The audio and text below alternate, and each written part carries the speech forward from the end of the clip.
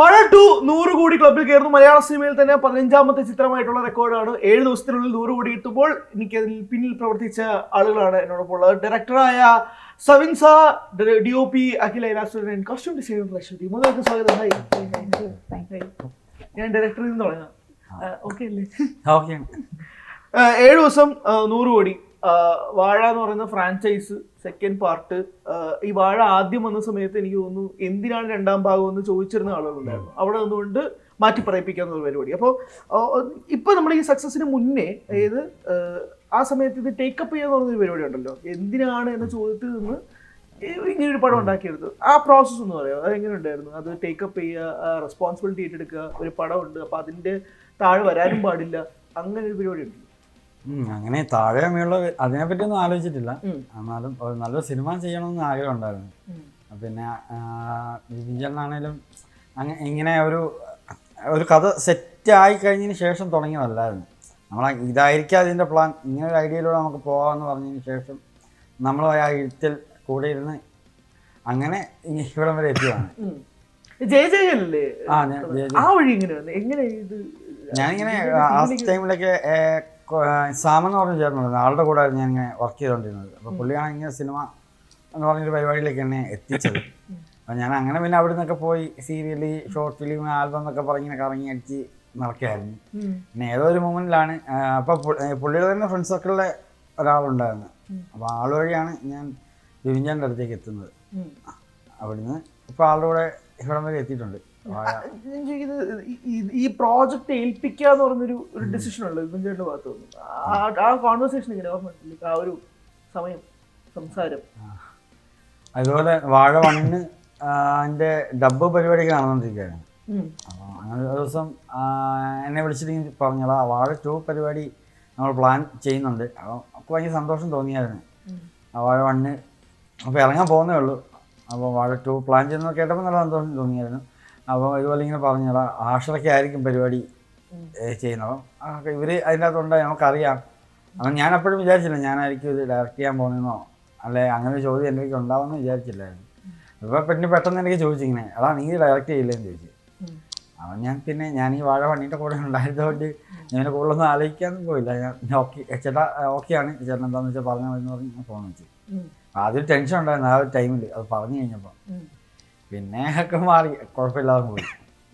ഇത് നേരത്തെ പ്ലാൻ പോലെ തന്നെയാ പോയി. 2025 ആ ഒരു ബിഡ് ആകുമ്പോഴേക്കും ഷൂട്ട് തുടങ്ങാം, ഇതൊക്കെ നേരത്തെ അങ്ങനെ ഒരു ഏകദേശം ആ ടൈമിലേക്ക് എഴുതി കഴിയാം എന്നൊക്കെ ഉള്ള രീതിയിലായിരുന്നു പരിപാടി തുടങ്ങിയത്.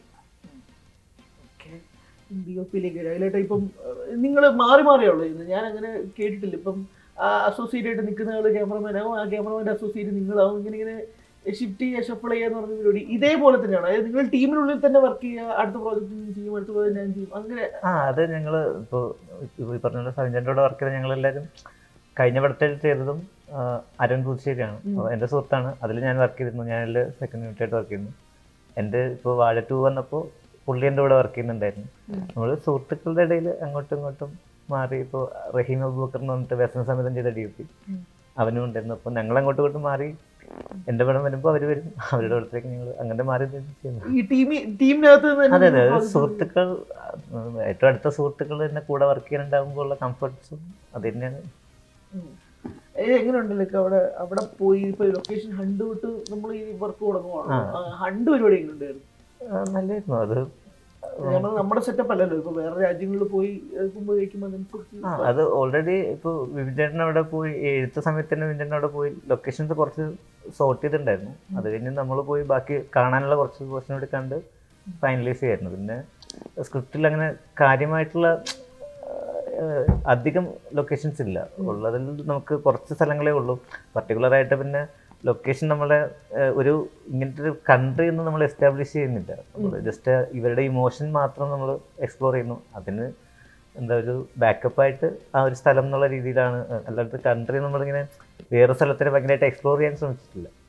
അത് കൂടുതലും ഇവരിൽ തന്നെ നിന്നാൽ മതി എന്ന് സവിഞ്ചേട്ടൻ ഓൾറെഡി അതിലൊരു പ്ലാൻ ഉണ്ടായിരുന്നു. അപ്പോൾ അത് അങ്ങനെ തന്നെ മെയിൻറ്റെയിൻ ചെയ്ത് പോയിന്നുള്ളൂ.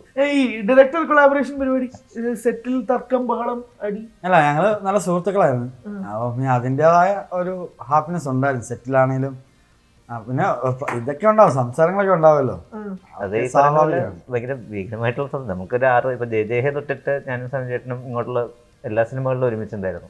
അല്ല പക്ഷെ നിങ്ങളിപ്പം ലീഡ് ചെയ്യല്ലേ? അതെ അതെ. പക്ഷെ ആ സൗഹൃദം എന്ന് പറയുന്നത് ഇപ്പൊ നമ്മള് ജയജയഹേലിൽ എങ്ങനെയായിരുന്നു അങ്ങനെ തന്നെ ആ സമയത്ത് ഉണ്ടായിരുന്ന തല്ലുമെടുക്കൊക്കെ ഇതിലും ഉണ്ടായിട്ടുള്ളൂ. അത് ഒരു ചേട്ടൻ, എനിക്ക് ചേട്ടനോട് സംസാരിക്കാൻ പറ്റുന്ന പോലെ ഉറപ്പായിട്ടും സംസാരിക്കാൻ പറ്റുന്ന ഒരാളാണ് പുള്ളി.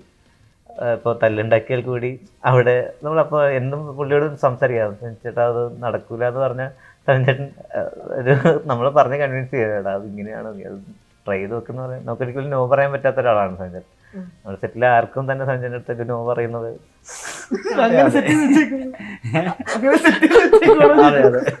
ഡിഫറെന്റ് ലൊക്കേഷൻസ്, കോസ്റ്റ്യൂം പരിപാടി, കോസ്റ്റ്യൂം മാത്രമല്ലല്ലോ മൊത്തത്തിൽ.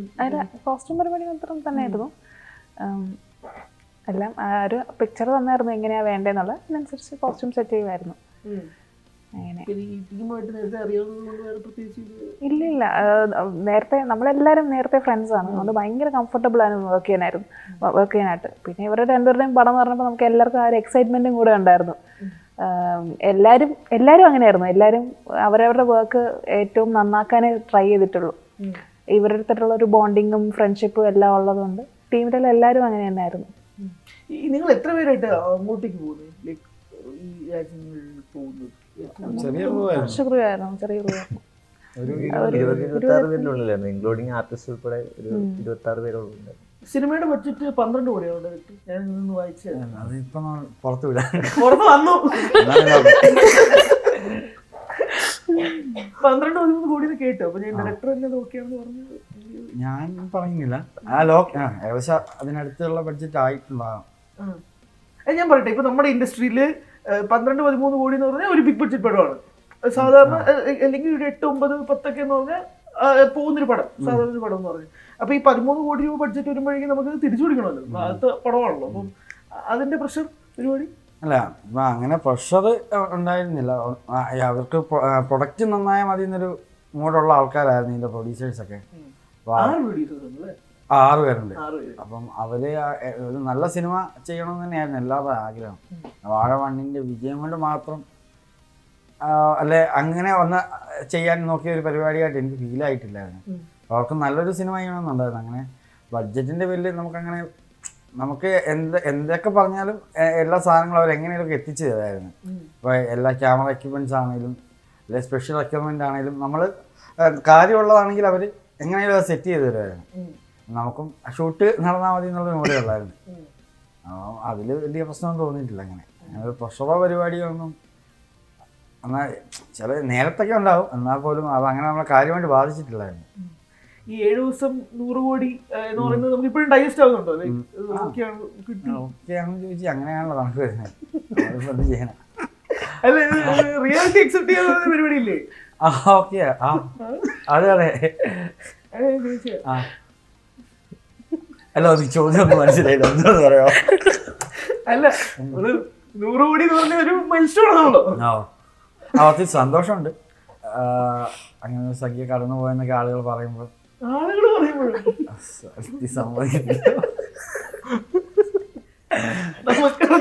അല്ല, ആണ് സംഭവമൊക്കെയാണ്. ഇല്ല, ഇപ്പം ഒരു പ്രധാന തിയേറ്റർ ഓണർ പറഞ്ഞത് അദ്ദേഹത്തിന്റെ ഒരു ഇത് വെച്ചിട്ട് ഒരു 100 കോടി രൂപ കേരളത്തിൽ നിന്ന് മാത്രം കളക്ട് ചെയ്യും എന്നുള്ള രീതിയിലാണ് പറയുന്നത്. ബഡ്ജറ്റ് ഇതിനെ പറ്റി സംസാരിക്കാൻ താല്പര്യമില്ല. അല്ല, അത് പൈസ അതെന്താ എന്തിനാണ് നിങ്ങളുടെ പടത്തിന്റെ പൈസ ഒരു 200 കോടിയൊക്കെ ടച്ച് ചെയ്തൊക്കെ പറയുന്നു. അല്ല, അത് ഞാൻ അങ്ങനെ ഒരു സിനിമ ഓടുക എന്നുള്ളതാണ് ഏറ്റവും മെയിൻ കാര്യം. അതിപ്പം നിങ്ങൾ ലൊക്കേഷനിൽ ഒരു പാട്ടൊക്കെ ഉണ്ടാക്കി പറഞ്ഞു, ചുമ്മാതെ എല്ലാവർക്കും വേണ്ടി പാട്ടുണ്ട്. നച്ചി ചേച്ചിക്കും ലൈലിനൊക്കെ പാട്ടുകളുണ്ടായിരുന്നു. അപ്പോൾ ഈ പാട്ട് ട്രെൻഡിങ് ആയി. ചുമ്മാ പറയില്ല. ഇപ്പൊ ഈ പടത്തില് ഇമോഷൻസ് ഫിക്സ് ചെയ്യുക. ഇപ്പൊ നിങ്ങൾ ബയോപിക് ഓഫ് ബില്യൺ റോസ് ആണെന്ന് പറഞ്ഞാൽ പോലും നിങ്ങൾ അതിനകത്തൊരു ഫാദർ സൺ റിലേഷൻ കൊണ്ടുവന്നിട്ടുണ്ട്, നിങ്ങൾ അതിനകത്ത് സിസ്റ്റർ ബ്രദർ റിലേഷൻ കൊണ്ടുവന്നിട്ടുണ്ട്, പല ആസ്പെക്ട്സ് കൊണ്ടുവന്നു. അപ്പൊ ഒരാൾക്ക് ഒന്ന് റിലേറ്റ് ആയില്ലെങ്കിൽ അവർക്ക് വേണ്ടി വേറൊരു ആംഗിൾ വെച്ചിട്ടുണ്ടല്ലോ. ഈ 2 പാട്ടുകൾ കൊളാബറേറ്റ് ചെയ്യാന്നുള്ള ലാസ്റ്റ് പരിപാടി ഉണ്ടല്ലോ, മറ്റേ മകനെയും പിന്നെ ഈ ഒരു പരിപാടിയും കൂടെ. എനിക്ക് അതിന്റെ മിക്സിങ് പരിപാടിയും അതിന്റെ ഒരു എഡിറ്റിംഗ് പരിപാടി എന്ന് പറഞ്ഞാൽ എനിക്ക് തോന്നുന്നു ആ സീനിന്റെ ബിജുകുട്ടൻ ചേട്ടൻ കെട്ടിപ്പിടിക്കുന്ന സമയത്താണ് ആ മകനെ പോർഷൻ കയറി വരുന്നത്. ആ സമയത്ത് വരെ കരയാത്തവർ ആ പോർഷനിലെത്തുമ്പോൾ കരയും. അതിന് എഡിറ്റിംഗിലും നിങ്ങൾ തമ്മിലൊരു ഡിസ്കഷനിൽ ഭയങ്കര പ്രാധാന്യമുള്ളതുപോലെ കണ്ട പ്രേക്ഷകൻ രീതിയിൽ തോന്നി എനിക്ക് ആ ഒരു മൊമെന്റ് എന്ന് പറയാം. ലൈക്ക് അതിന്റെ ഒരു ശരിക്കും അത് എഴുത്ത് ടൈമിൽ തന്നെ അങ്ങനെ ഒരു പരിപാടിയിലേക്ക് എത്തിയിട്ടുണ്ട്. ഏകദേശം ഈ പറയുന്നതിലൊരു 60-70% ഏരിയയിൽ അത് കവറായി പോയിട്ടുണ്ടായിരുന്നു എഴുത്തില്. കാരണം നമുക്ക് ഒരു ക്ലാരിറ്റി ഉണ്ടായിരുന്നു ഇവരുടെയൊക്കെ പരിപാടികൾ എന്തൊക്കെയാണ് എങ്ങനെയൊക്കെയാണെന്നുള്ള കാര്യത്തിൽ. പിന്നെ അത് പിന്നെ എഡിറ്റിലേക്ക് എത്തുമ്പോഴത്തേക്ക് അത് കുറച്ചുകൂടി ഒരു ക്ലാരിറ്റി ക്ലിയറായി പരിപാടിക്ക്. ചിലതൊക്കെ ഒന്ന് റൂട്ടൊക്കെ കറക്റ്റാക്കി കുറച്ചുകൂടി ഇമോഷൻ എത്രത്തോളം ആൾക്കാരിലേക്ക് എത്തിക്കാൻ പറ്റുമെന്നുള്ളൊരു അത് എഡിറ്റിൻ്റെ ആ താളത്തിൽ തന്നെ നമുക്ക് പിടിച്ചിട്ടുണ്ട്. കണ്ണൻ മോഹൻ എന്നാണ് ആളുടെ പേര്. പിന്നെ അത് മ്യൂസിക്കിലേക്ക് എത്തിയപ്പോഴാണ് അതിനൊരു ഇപ്പം ആളുകൾ കാണുന്ന ആ ഒരു ഇമ്പാക്റ്റിലേക്ക് എത്തിയത്. അപ്പം ആ ഒരു പ്ലാനിലൂടെ തന്നെയാണ് അത് പോയത്. ആ ഏരിയകളൊക്കെ ഇങ്ങനെയാകാം, ആളുകൾ കരയാം, അല്ലെ അതിനൊരു ഇമോഷൻ ഉണ്ടാകും എന്നൊക്കെ തോന്നലുണ്ടായിരുന്നു. അല്ലേട്ടാ ഈ ഫൈറ്റ് സീക്വൻസ് പ്രത്യേകിച്ച് ഇന്റർവെൽ പോർഷനിൽ ഈ മറ്റേ ഗ്രൗണ്ടിൽ കിടന്നുള്ള അടിയുണ്ടല്ലോ, നമ്മള് അതിന്റെ ഒരു ഇത് പ്ലാൻ എങ്ങനെയായിരുന്നു? ലൈക്ക് റോ ആയിരിക്കണം, മറ്റേ ട്രെയിൻഡ് ആർട്ടിസ്റ്റുകൾ പരിപാടിയൊന്നും അല്ല, റോ ആയിരിക്കണം എന്നൊന്നും മനസ്സിലാവും. ഞാൻ പറയുന്നത് നിങ്ങളുടെ ആ ഒരു എടുക്കുന്ന ഫ്രെയിം ആയിക്കോട്ടെ, അല്ലെങ്കിൽ ഇതെങ്ങനെ പ്ലാൻ ചെയ്യുക എന്ന് പറയുന്നൊരു പ്രോസസ്സ് ഉണ്ടല്ലോ, അത് എന്താ ഭയങ്കര റോ ആയിട്ട് ഫീൽ ഉറപ്പായിട്ട് ഫീൽ ചെയ്യണം. അത് ഷൂട്ട് ചെയ്യാന്ന് പറഞ്ഞൊരു പരിപാടി ഉണ്ടല്ലോ. അത് കൊറിയോഗ്രാഫി കലൈ കിങ്സൺ മാസ്റ്റർ ആയിരുന്നു. അപ്പോൾ പുള്ളി വ്യക്തമായിട്ടുള്ളൊരു പരിപാടിയിൽ സെറ്റ് ചെയ്തിട്ടുണ്ടായി ഓൾറെഡി. ഇങ്ങനെ ഒരു ഐഡിയ വെച്ചിട്ട് അത് സെവൻറ്റീൻ ഓൾറെഡി പറഞ്ഞിട്ടുണ്ടായിരുന്നത്. ഒരിക്കലും നമ്മൾ ഭയങ്കര ഒരു സ്റ്റേജിൽ പ്രീ പ്ലാൻഡ് ആയിട്ട് തോന്നരുത്. ജസ്റ്റ് ഭയങ്കര ഒരു സ്കൂളിൽ ഇങ്ങനെ അടി നടക്കുന്ന പോലെ. അത് പിന്നെ അവർ യൂസ് ചെയ്യുന്ന അവരുടെ ആ സിറ്റുവേഷൻ അങ്ങനെയാണല്ലോ, അങ്ങനത്തെ ഒരു സിറ്റുവേഷൻ കൂടി ഫീൽ ചെയ്യണം. കുറച്ച് വയലൻ്റ് ആയിരിക്കണം, പക്ഷേ ഒരിക്കലും നമ്മളങ്ങനെ സ്റ്റേജിലായിട്ട് തോന്നാത്തൊരു പരിപാടിയിലേക്ക് വരണമെന്ന് സഞ്ജയൻ പറഞ്ഞിട്ടുണ്ടായി. അപ്പോൾ അത് കളക്ഷൻസും പുള്ളി നന്നായിട്ട് എന്താ പരിപാടി സെറ്റ് ചെയ്ത് തന്നു. പിന്നെ ക്യാമറ നമുക്ക് ഈ ഷൂട്ടിങ്ങിൻ്റെ ഇവരെല്ലാവരും പുതിയ ആൾക്കാരായതിൻ്റെ കുറച്ച് അവരാദ്യമായിട്ടാണ് ഇങ്ങനെ ഫൈറ്റ് പരിപാടികളൊക്കെ ചെയ്യുന്നത്. അപ്പോൾ അവർക്ക് അത് ചെയ്യാത്തതിൻ്റെ കുറച്ച് പ്രശ്നങ്ങളുണ്ടായിരുന്നു. അവർക്ക് ഈ ഇത്രയും ആൾക്കാരും പിന്നെ മാക്സിമം അവരെ പ്രൊട്ടക്ട് ചെയ്തിട്ട് നമ്മുടെ ADs ഒക്കെ തന്നെയാണ് അവരുടെ കൂടെ ഫൈറ്റിന് ഉണ്ടായിരുന്നത്. നമ്മുടെ വിഷൻ അങ്ങനെ കുറച്ച് പേര് തന്നെയൊക്കെ അവരൊക്കെ തന്നെയാണ് കൂടെ ഫൈറ്റ് ഉണ്ടായിരുന്നത്. ഇങ്ങനെ കെയർഫുൾ ആയിട്ട് ആ പരിപാടി ഇങ്ങനെ അല്ലെങ്കിൽ പറയുന്നത് പുതുമുഖങ്ങളാകുമ്പോഴേക്കും അവര് നമ്മളൊന്ന് അറേഞ്ച് ചെയ്യാൻ മെനക്കെട്ട പരിപാടി ഉണ്ട്. ഇല്ല അങ്ങനെ കുറെ ആളുകളുണ്ടല്ലോ. അതെ, കൺട്രോൾ ചെയ്യൽ ഭയങ്കര. നമുക്കിപ്പോൾ ഇത്രയും ആൾക്കാരെയും കൺട്രോൾ ചെയ്യണം. അതിനിടയ്ക്ക് നമ്മുടെ ക്യാമറ മൾട്ടി ക്യാമറ സാധനങ്ങൾ യൂസ് ചെയ്യുമ്പോൾ ഈ ഇവരുടെ ഇടയിലേക്ക് ക്യാമറ കയറുമ്പോൾ ഉള്ള കുറച്ച് പ്രശ്നങ്ങളുണ്ട്. നമുക്ക് ക്യാമറ കെയർ ചെയ്യണം, ഇവരെ കെയർ ചെയ്യണം, അങ്ങനെ കുറച്ച് പ്രശ്നങ്ങളുണ്ട്. പക്ഷെ എന്നിരുന്നാലും ഇവർ ഭയങ്കരമായിട്ട് അതിനുവേണ്ടി എഫേർട്ട് ഇട്ടിട്ടുണ്ട്. ഇപ്പോൾ ഹാഷറായാലും അലനായാലും അവിടെ കൂടെ ഇപ്പം നമ്മൾ അതിൽ കൂടെ ഫൈറ്റ് ചെയ്യുന്ന ADs ആയാലും അവർ ഭയങ്കരമായിട്ട് അതിനുവേണ്ടി എഫേർട്ട് ഇട്ടിട്ടുണ്ട്. അവരുടെ എല്ലാവരുടെ സപ്പോർട്ട് കൂടിയാണ് അത് ഇപ്പോൾ ഈ കാണുന്ന ഫോമിലേക്ക് വന്നിട്ടുള്ളത്. അപ്പോൾ അത് ഇപ്പോൾ ഒരാൾ മാത്രമായിട്ട് അത് ചെയ്ത പരിപാടിയല്ല. അതിപ്പോൾ ഈ ഗ്രൂപ്പ് ഓഫ് ആൾക്കാരുടെ എല്ലാവരുടെയും കൂടെ ഒരു എഫേർട്ടിൻ്റെ ഫലമായിട്ടാണ് ഇപ്പോൾ കാണുന്ന ഒരു ഫോമിലേക്ക് അത് വന്നിട്ടുള്ളത്. ഈ ആക്ഷൻ ഡയറക്ടർ, ക്യാമറമാൻ, ആ ഒരു കോർഡിനേഷൻ എങ്ങനെയാണ്? പലർക്കും ഈ ആക്ഷൻ പടം എങ്ങനെയാണ് അത് അവർക്കൊരു പ്ലാൻ ഉണ്ടാവും ഓൾറെഡി. ഇപ്പം ഒരു ആക്ഷൻ ഡയറക്ടർ എന്ന് തന്നെയാണ് നമ്മൾ പറയുക. അപ്പോൾ നമ്മൾ ഒരു ഡയറക്ടറും DOPയും തമ്മിലുള്ള ബന്ധം പോലെ തന്നെയാണ് ഒരു ആക്ഷൻ കൊറിയോഗ്രാഫറും ആക്ഷൻ ഡയറക്ടറും പുള്ളിയും തമ്മിലുള്ള. അത് നമുക്ക് ഭയങ്കര ഈസിയാണ്. പുള്ളിക്കും വ്യക്തമായിട്ടുള്ളൊരു ക്ലാരിറ്റി ഉണ്ടാവും, ഇവിടെയാണ് ഇങ്ങനെയാണ് വേണ്ടത്. പിന്നെ കുറച്ച് സാധനങ്ങളായിരിക്കും. ഇപ്പോൾ നമുക്ക് ചില സംഭവങ്ങൾ നമുക്ക് കാണുമ്പോൾ തോന്നും ഇവിടെ ഒന്നുകൂടി പുഷ് ചെയ്താൽ നല്ലതായിരിക്കും. അതിന് പിന്നെ നമ്മുടേതായിട്ടുള്ള ലെൻസിങ് പരിപാടികൾ നമ്മൾ ചിലപ്പോൾ ചൂസ് ചെയ്യും. അപ്പോൾ ചില സാധനങ്ങൾ ഇപ്പോൾ ബാക്കിയൊക്കെ നമുക്കിങ്ങനെ ഈ റഷ്യൻ്റെ ഇടയിൽ ഫാസ്റ്റ് കട്ടിൽ പോകുന്ന സാധനങ്ങളൊക്കെ. അപ്പോൾ ചില സാധനങ്ങൾ മെയിൻറ്റെയിൻ ചെയ്യേണ്ടത് മാത്രം നമുക്കും തോന്നും അത് ജസ്റ്റ് ഒന്ന് ഹോൾഡ് ചെയ്താൽ നല്ലതായിരിക്കും. അങ്ങനെയുള്ള കാര്യങ്ങൾ മാത്രമേ നമ്മൾ അതിൽ ശ്രമിച്ചിട്ടുള്ളൂ. പിന്നെ ലെൻസിങ്ങിൽ കുറച്ച് ഭീകരത തോന്നുന്ന രീതിയിൽ അത് ചെയ്യണം എന്നുള്ളത് ഓൾറെഡി പ്ലാനിലുണ്ടായിരുന്നു. അങ്ങനെയാണ് അതിപ്പോൾ. നമ്മള് കോസ്റ്റ്യൂം നമ്മൾ കാണുന്ന ഫസ്റ്റ് പരിപാടി മുഴുവൻ സ്കൂൾ യൂണിഫോം സെറ്റപ്പാണ്. പിന്നീട് അങ്ങോട്ട് ഇപ്പം ഈ സാറുമാരുടെ ഡിസൈൻ ആയാലും അല്ലെങ്കിൽ അങ്ങോട്ടേക്ക് പോകുന്നതായിരിക്കും. ഞാൻ പറയുന്നത് ഇതിന്റെ ഈ പടത്തിന് പ്രത്യേകിച്ച് ഹേർഡിൽസോ അല്ലെങ്കിൽ അങ്ങനത്തെ കാര്യങ്ങൾ ഉണ്ടായിട്ടുണ്ടല്ലോ. അല്ല ഒത്തിരി ഒത്തിരി ക്യാരക്ടേഴ്സ് ഉണ്ടായിരുന്നു. അപ്പോൾ അതിനനുസരിച്ച് ഓരോ മൂഡ് സെറ്റ് ചെയ്യണം, അങ്ങനെ ഒരു ഇതുണ്ടായിരുന്നു. പിന്നെ യൂണിഫോംസ് ഈ ഫൈറ്റ്സ് ഒക്കെ വരുമ്പോഴത്തേക്കും വീണ്ടും വീണ്ടും നമുക്ക് പർച്ചേസ് ചെയ്യേണ്ടിയൊക്കെ വരുമായിരുന്നു. അങ്ങനെയുള്ളൂ. പിന്നെ അല്ലാതെ വേറെ വേറെ എൻജോയ് ചെയ്താണ് ചെയ്തത് വർക്ക്. ഇപ്പം ഇതിന്റെ റഷ് ഏകദേശം 4 hours ഉണ്ടെന്നായിട്ട് ഡയറക്ടേഴ്സ് കട്ടോ അല്ലെങ്കിൽ ഈ വരാത്ത പരിപാടി എന്തെങ്കിലും യൂട്യൂബിൽ അപ്ലോഡ് ചെയ്യാൻ ഇപ്പൊ അങ്ങനെ പ്ലാൻ സിനിമ മുന്നോട്ട് പോകാൻ മാത്രമേ. ഇപ്പം നിങ്ങൾ ക്ലാഷ് വെക്കാൻ ആദ്യം പ്ലാൻ ചെയ്ത് ദൃശ്യം 3 പോകണല്ലോ. ദൃശ്യം പിന്നെ മാറിപ്പോയി. പക്ഷെ അവിടെ നിങ്ങൾക്ക് ഒരു ഫ്രീ റണ്ണ് കിട്ടിയ പോലെ തോന്നി. ലൈക്ക് വേറെ പടങ്ങളൊന്നുമില്ല, ഞാൻ അതിന്റെ കൂട്ടത്തിൽ അങ്ങ് പോവുകയും ചെയ്യുന്നുണ്ട്. ഇന്നലെ എനിക്ക് തോന്നുന്നു 380 അല്ലേ 24 മണിക്കൂറിൽ ബുക്ക് മൈ ഷോയിൽ 3,80,000 എന്തോ പോയി. വളരെ റയർ സൈറ്റ് ആണ് മലയാളത്തിൽ. അങ്ങനെ ഒരാഴ്ച കഴിഞ്ഞ് പടത്തിന് ഏകദേശം 4 ലക്ഷത്തിന് അടുപ്പിച്ച് ടിക്കറ്റുകൾ വിറ്റുപോകും. നിങ്ങളുടെ ടീമിനകത്തുള്ള സംസാരം എന്താ? നമുക്ക് ഭയങ്കര സന്തോഷം. നമ്മൾ ഇത്രയും വലിയൊരു വിജയം നമ്മൾ പരിപാടി ഓക്കെ ആയി പോകണമെന്ന് മാത്രമേ നമ്മളെല്ലാവരും ആഗ്രഹിച്ചിട്ടുള്ളൂ. അപ്പം എല്ലാവരും അതിൻ്റെ ബെസ്റ്റ് നമുക്ക് തന്നിട്ടുമുണ്ട്. എല്ലാവർക്കും ഒരു പരിപാടി ഓക്കെ ആണെന്ന് പറയണം, എല്ലാവരും പറഞ്ഞു കേൾക്കണമെന്നൊരു ആഗ്രഹം ഉണ്ടായിരുന്നു. പക്ഷെ അത് ഇത്രയും വലിയ വിജയമാണെന്ന് അറിയുന്നതിൽ ഭയങ്കര സന്തോഷമുണ്ട്. ഇപ്പൊ നമ്മളത് ഇരുന്ന് ആലോചിക്കുമ്പോൾ ശരി എന്തുകൊണ്ടായിരിക്കും ഇത് വിജയിച്ചതെന്നുള്ളൊരു കുറച്ച് കാരണങ്ങൾ വെച്ചാൽ എന്തായിരിക്കും? അതൊരു ശരിക്കും അതിൻ്റെ കാരണം എന്ന് പറഞ്ഞാൽ ഭയങ്കര കണക്ഷൻ ഉണ്ടായിരുന്നു ആളുകൾ തമ്മിൽ എല്ലാവർക്കും. ഇപ്പം ഈ അച്ചു ചേച്ചി ആണെങ്കിലും ലൈലു ആണെങ്കിലും ബാക്കി അതുപോലുള്ള എല്ലാ ടെക്നീഷ്യന്മാരും തമ്മിൽ ഭയങ്കര കണക്ഷൻ ആയിരുന്നു. അപ്പം ഇപ്പം നമ്മുടെ AD ടീം ആണെങ്കിലും ക്യാമറ ടീം ആണെങ്കിലും അങ്ങനെ വേറെ അങ്ങനെ ഒരു ഫീലൊന്നും അവിടെ വന്നിട്ടേ ഇല്ല. അപ്പം ഇവൻ എൻ്റെ കൂടെയുള്ളവരാണെങ്കിലും അവരുടെ ഏറ്റവും ബെസ്റ്റ് ആയിരിക്കും എനിക്ക് തരാൻ അവർ തന്നിട്ടുള്ളത്. അപ്പോൾ അതിൻ്റെയൊക്കെ ഒരു ഫലമായിരിക്കും ചിലപ്പം. അതുപോലെ അല്ല, ഒരു ഭയങ്കര കൂട്ടായ്മ ഉണ്ടായിരുന്നു. അങ്ങനെയായിരിക്കും ഇങ്ങനെ ഒരു വിജയം ഉണ്ടാകാനുള്ളൊരു കാരണം ഉണ്ടായത്. വാഴ 3 ഉണ്ടാവും. 3, 4, 5 ഒക്കെ ഉണ്ടാകണമെന്നാണ് നമ്മുടെ ആഗ്രഹം. 3, 4, 5 ഒക്കെ വേൾഡ് ബിൽഡിംഗ് ആണ്.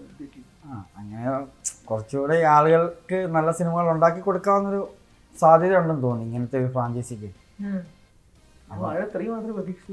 അല്ല 3, 4 ഒക്കെ വരട്ടെ എന്നാണ് എൻ്റെ ആഗ്രഹം. അത് പുതിയ ആൾക്കാരായിരിക്കും എന്തായാലും ചെയ്യുക. അപ്പം നമ്മുടെ കൂട്ടത്തിൽ തന്നെ പുതിയ ആളുകൾ വന്ന് ചെയ്യുന്നതിൻ്റെ ഒരു സന്തോഷം. പക്ഷെ അത് ഭയങ്കര രസമുള്ള പരിപാടി. ഞാൻ നിങ്ങളുടെ ടീമിനെ മൊത്തത്തിൽ പറയാം കേട്ടോ. കാരണം ഒരാൾ ചെയ്യുന്നതല്ല, അടുത്ത പടമാണെങ്കിൽ വേറൊരു സംവിധാനം ചെയ്യുന്നു, പുതിയ ക്യാമറ വരുന്നു. പക്ഷെ നിങ്ങൾ എല്ലാവരും ടീമാണ്, എല്ലാവർക്കും അവസരം കൊടുക്കുന്നു.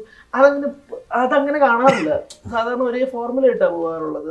ഇതാരുടെ ഡിസിഷൻ? അല്ലെങ്കിൽ ഇങ്ങനെ ഷഫിൾ ചെയ്യാം, മറ്റേ നിങ്ങൾ ടീമിൽ തന്നെ അടുത്ത ആളുകൾ വരട്ടെ, ഇത് മൊത്തത്തിൽ നിങ്ങളാണല്ലോ മൊത്തം തീരുമാനിക്കുന്നത്. അതുകൊണ്ട് ചോദിച്ചത്. അത് വിപിൻ ചേട്ടൻ്റെ തന്നെ ഐഡിയ ആണ്. പുള്ളിയാണ് ഇങ്ങനെ ഒരു ഫ്രാഞ്ചൈസി സെറ്റ് ചെയ്തത് തന്നെ. അപ്പം പുള്ളിക്ക് അങ്ങനത്തെ ആഗ്രഹങ്ങളൊക്കെ ഉണ്ട്. വിപിൻ ചേട്ടൻ അങ്ങോട്ടേക്ക് ജോർജിയയിലേക്ക് വന്നില്ല എന്ന് കേട്ടു. കൊണ്ടുപോകട്ടെ. അയ്യോ അല്ല, അത് വേറെ പരിപാടി. ഇവിടെ ആ സമയത്ത് സന്തോഷ് ട്രോഫി പടത്തിൻ്റെ പരിപാടിയൊക്കെ ഉണ്ടായിരുന്നു. അതിൻ്റെ തിരക്കൊക്കെ ആയിട്ട് ആള് ഇവിടെ നിൽക്കുമായിരുന്നു. ഇപ്പം ഹാഷർ അല്ലെങ്കിൽ ഇവരെയൊക്കെ നമ്മൾ കണ്ടിട്ടുള്ളത് ഈ ഹ്യൂമർ റീൽസ്, കോമഡി എന്ന് പറയുന്നത്. പക്ഷെ അവരിൽ നിന്ന് ഇങ്ങനെ ഒരു സാധനം എക്സ്പ്ലോർ ചെയ്ത് എടുക്കുക എന്ന് പറയുന്നത് ഇപ്പം നമ്മൾ കണ്ടതിന് ശേഷം നമുക്ക് വിലയിരുത്താൻ എളുപ്പമാണ്. ഇപ്പം വിനായകന്റെ ഇമോഷൻ സീൻസ് ആയാലും അത് കണക്റ്റ് ആയി. പക്ഷെ ഇത് ഇവരെ കൊണ്ട് പറ്റും, ഇവരെ കൊണ്ട് ചെയ്യിപ്പിക്കാൻ പറ്റും എന്നുള്ളൊരു വിഷൻ നിങ്ങൾക്ക് വേണമല്ലോ. ഓബ്വിയസ്ലി നമ്മൾ ആ വിഷനിലേക്ക് എത്തുന്നത് ഇത് ഇവരെ കൊണ്ട് ഫുൾ ഓഫ് ചെയ്യാൻ പറ്റും. കാരണം ഇവരുടെ അങ്ങനെ ചെയ്ത സാധനം ഇല്ല, അത് നമുക്ക് ചെയ്യിപ്പിച്ചെടുക്കാൻ പറ്റും എന്നുള്ള കോൺഫിഡൻസും വേണം. അപ്പൊ അത് എല്ലാം ഒരു വിശ്വാസമാണ്. എനിക്ക് അവർക്ക് എന്നെയുള്ള വിശ്വാസം മാത്രമാണ്. എനിക്ക് അത് അവർ ചെയ്യുമെന്ന് തോന്നിയിരുന്നു. അതുപോലെ അവർക്ക് ഞാൻ അവരെ കൊണ്ട് ചെയ്യിപ്പിക്കാൻ തോന്നിയിരുന്നു. അങ്ങനെ അങ്ങോട്ടും ഇങ്ങോട്ടും ഒരു ബോണ്ടിങ്ങിലാണ് മുന്നോട്ട് പോയത്. ഇപ്പൊ ഈ ആർട്ടിസ്റ്റ് ടെക്നീഷ്യൻ കൊളാബറേഷൻ ഇപ്പൊ നിങ്ങൾ സോഷ്യൽ മീഡിയ നോക്കുമ്പോൾ നിങ്ങൾ എല്ലാവരും കൂടി ഒരുമിച്ചുള്ള ഫോട്ടോസ് ഉണ്ട്. അതൊരു റയർ സൈറ്റ് ആണ്. നിങ്ങളുടെ ടെക്നിക്കൽ ടീം മാത്രം ഒറ്റക്കെട്ടല്ലല്ലോ, നിങ്ങൾ ആർട്ടിസ്റ്റിനെയും കൂടെ ഉൾപ്പെടുത്തി നിങ്ങൾ ഒരുമിച്ച് ഒരു ഗ്യാങ് ആവുന്ന ഒരു പരിപാടിയും കൂടെ ഉണ്ടല്ലോ. ലൈക്ക് സെറ്റ് എങ്ങനെയായിരുന്നു? ലൈക്ക് ജോളി പരിപാടി ആണെന്നാണ് നിങ്ങളുടെ ഫോട്ടോസ് ആണെന്ന് മനസ്സിലാവുന്നത്. ഈ പറഞ്ഞ പോലെ തന്നെ നമ്മള് എല്ലാവരും അങ്ങോട്ടും ഇങ്ങോട്ടും കണക്റ്റഡ് ആണ്. ഇതിപ്പോ ഈ സിനിമയെ കുറിച്ച് പറയുകയാണെങ്കിൽ എല്ലാവരും ഫ്രണ്ട്ഷിപ്പ്, എല്ലാവരും സൗഹൃദത്തിൽ നിന്നുണ്ടായത്. ഇപ്പൊ ഈ പറയുന്ന പ്രൊഡ്യൂസേഴ്സ് ആണെങ്കിലും 5 പേരുണ്ട്, 5 സുഹൃത്തുക്കളാണ് അവര്. അതേപോലെ അഭിനയിക്കുന്ന ആർട്ടിസ്റ്റ് 4 പേര്, അവരും സുഹൃത്തുക്കളാണ്. ഈ പറയുന്ന ടെക്നീഷ്യൻസ് ഇപ്പൊ ഞാനും സഞ്ജേട്ടനും ചേച്ചി എല്ലാവരും കണ്ണനും എല്ലാവരും ഉണ്ട്. അപ്പോൾ നമ്മളെല്ലാവരും കാലങ്ങളായിട്ട് ഒരുമിച്ചുള്ള ഇതെല്ലാവരും സൗഹൃദങ്ങളിൽ സംഭവിക്കുന്നതാണ്. അപ്പോൾ അതിലേക്ക് വീണ്ടും സുഹൃത്തുക്കൾ ആഡായി വരുന്നത്. അപ്പോൾ എന്താ പ്രൊഡ്യൂസേഴ്സ് വന്നു, ആർട്ടിസ്റ്റുകൾ വന്നു, ടെക്നീഷ്യൻസ് വന്നു. അപ്പോൾ ആ സൗഹൃദത്തിൽ ഒരു സിനിമ സംഭവിക്കുമ്പോൾ ഉറപ്പായിട്ട് അങ്ങോട്ടും ഇങ്ങോട്ടും എല്ലാവരും കണക്റ്റഡ് ആയിരിക്കും. ഏകദേശം എത്ര മ്യൂസിക് കിട്ടുന്നുണ്ട്? 9. ഈ 9 മ്യൂസിക് അങ്ങനെ ഇത് നമ്മളൊരു ഓഡിഷൻ പരിപാടിയാണ്. അങ്കിതല്ലേ ലീഡ് ചെയ്യുന്നത്? അതെ അതെ, ആളാണ് പരിപാടികളൊക്കെ കൊളാബ് ചെയ്ത് സെറ്റ് ചെയ്യുന്നത്.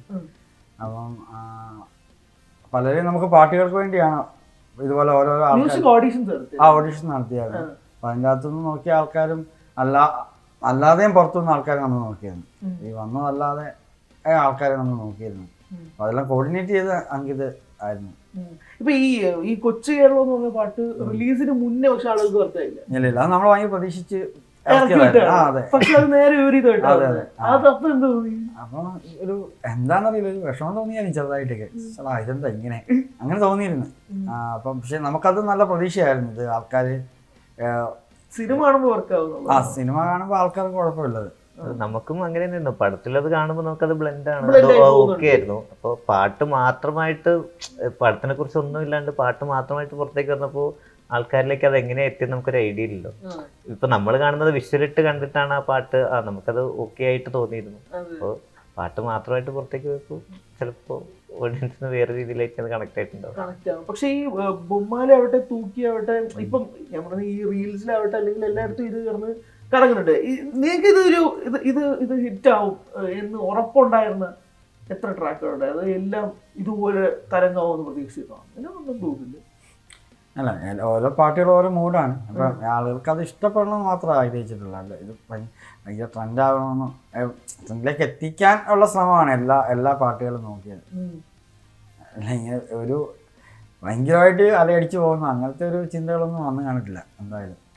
തിയേറ്റർ റെസ്പോൺസ് ഇപ്പം തിയേറ്റർ ഫസ്റ്റ് ഡേ ഇതല്ല ഓർമ്മ, ഞാൻ തിയേറ്റർ റെസ്പോൺസ് എടുക്കാൻ വേണ്ടി പോയപ്പോഴേക്കും എല്ലാവർക്കും ഒരു അഭിപ്രായം, സെയിം അഭിപ്രായം. അപ്പം ഓഡിയൻസ് ഇറങ്ങി വരുന്നത് നമുക്കൊരു ഇത് കാണുമ്പോൾ മനസ്സിലാവില്ല. ഫസ്റ്റ് റെസ്പോൺസ് കാണുമ്പോൾ തന്നെ മനസ്സിലാവും ഇത് എങ്ങോട്ടേക്കാണ് പോകുന്നത്. പക്ഷെ അവിടെ നിന്നും ഇത് പിന്നെ വേറൊരു ഗ്രാഫിലേക്കാണ് പോകുന്നത്. പിന്നെ ഇത് നോ ടേണിംഗ് ബാക്ക് എന്നൊക്കെ പറയുന്ന പോലെ ആ പോക്കാണ്.